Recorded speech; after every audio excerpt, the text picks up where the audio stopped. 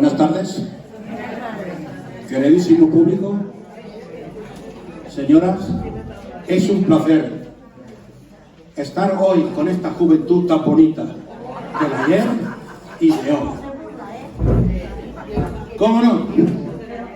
Me quito el sombrero porque ante las damas uno se debe quitar el sombrero. Y dice así: voy a contaros un caso ocurrido hace poco en la ciudad de Valladolid, de un matrimonio que 2 hijos ellos tenían. Con el sudor de su frente el padre los mantenía, pero un día, sin dudar, el matrimonio se disgustaron, con razones o sin ellas quedaron separados. El niño, que era mayor, se ha marchado con su padre, dejando al más pequeño con la cariñosa madre. La pobre se puso enferma y de pena murió, pensando que sus 2 hijos, que su hijo mayor y su padre se fueron muy lejos, olvidando a los 2. El niño pequeño, al quedarse solo, se marchó al puerto y entró en un barco que había por allí, y preguntando por el dueño, que a punto se presentó: no tengo padre ni madre, yo aquí me encuentro para aprendiz. Todos los días hablaba con su padre y con su hermano, pero no se conocían, nada más que por paisanos. Un domingo por la tarde lo convidan a café, y el niño, como si fuera paisanos con su padre y con su hermano, con ellos fue. En un momento dado, el padre le preguntó: ¿me dirás quién era tu madre? Y el niño le contestó: Rosa Rodríguez Fernández, así se llamó mi madre. Y Antonio Pérez García era el nombre de mi padre.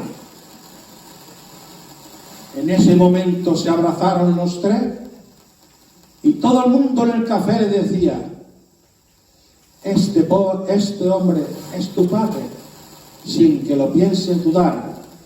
Pero este joven que tienes a tu lado es tu hermano, el que por ti ha de mirar.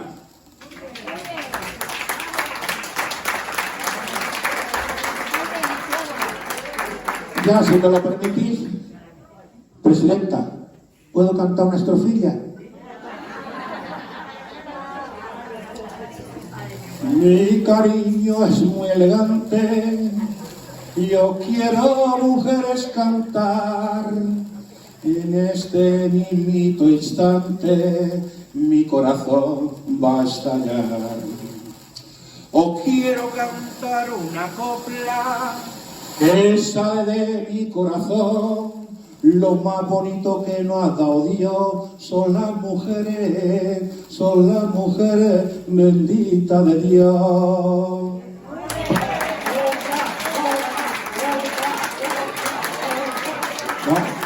Vamos.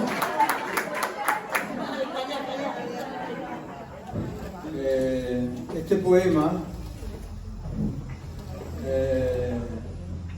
tiene 1 año y 2 días, porque lo firmé el 7 del 11 del 20. Entonces comprenderán un poquito esa trayectoria, ¿verdad?, que lo titulo Marchar. Y naturalmente se trata, o al menos en mi pensamiento eso es lo que estaba, este año que, de la manera que hemos marchado, ¿verdad?, este año con tantas dudas, más que aciertos, empezando por nosotros mismos y continuando por las instituciones, que realmente hemos desobedecido en muchos momentos críticos. Cuando se estaba muriendo gente, las terrazas de los bares, se seguía fumando, se seguía bebiendo y se seguía cantando. Bien, pues de ahí me sale un poquito la idea. Marchar. Tengo que marchar por los montes de la duda. tengo que seguir buscando la verdad de la nada. Si alguien me preguntara por la verdad de mi felicidad, no sabría qué decir. Nunca tuve la respuesta, la duda. Nunca faltó la duda en mi mente. Un requiem eterno y florido para mis dudas, para que sigan naciendo en cada rincón del cosmos, en cada suspiro de la gente sin dudas.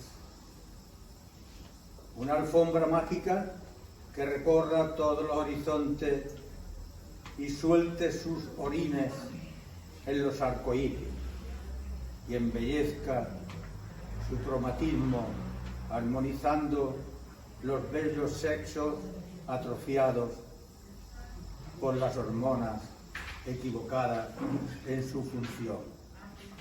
Marchar por los ríos sin orillas, en la barca de Anacoronte, sin las monedas de peaje, sin los rituales de la glorificación, solo cargada de dudas, de 1 millón de dudas, sabias dudas.